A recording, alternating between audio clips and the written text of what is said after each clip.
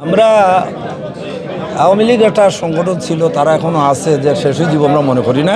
তবে অতীত থেকে তাদের শিক্ষা নেওয়া দরকার।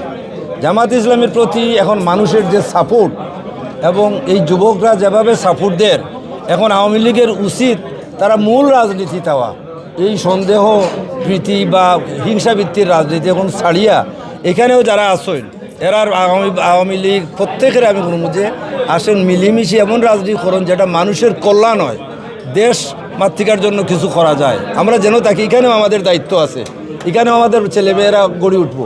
এরকম হিংসাত্মক রাজনীতি করলে, জিন্দাবাদ মুর্দাবাদ করতে থাকলে এটা কোনো সফল নাই।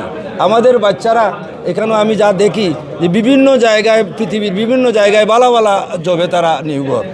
এইটা যদি আমরা সমন্বিতভাবে, আমরা যদি আনডিস্টার্ব যদি আমাদের বাচ্চাদের জন্য আমরা কিছু করতে পারি, তো এরা এখনও পৃথিবীর বিভিন্ন জায়গায় ভালো ভালো জব করে, আরও এটা বৃদ্ধি পাইব এবং আমরা দেশসহ আমার দুনিয়াবাসী আমাদের প্রত্যেকে উপকৃত হইব আমি আশা করি।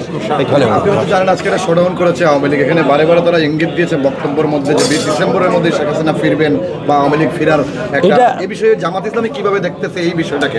এই বিষয়টা আমরা বিষয়টা ছোট করে দেখি না, তবে আমাদের কথা যেটা যে এখন এই বাংলাদেশে যে পরিবর্তন হয়েছে, এই পরিবর্তন ইনশাল্লাহ আগামীতে থাকবে। জামাত ইসলামীকে, শিবিরকে রব্বুল আলামিন যে ক্ষমতা দিয়েছেন, এটার বিরুদ্ধে আমরা বলতে চাই যে এই দেশের মানুষকে নিয়ে আগামীতে কোনো স্বৈরাচার আমরা হতে দিব না ইনশাল্লাহ।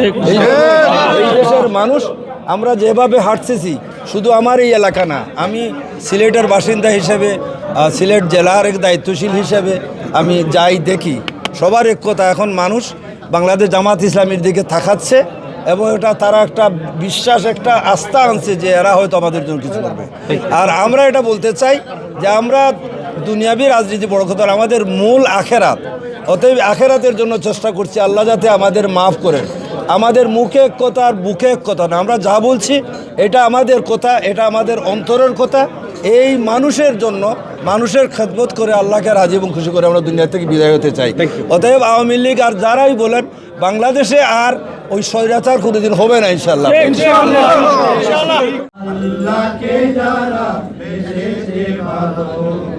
দুঃখ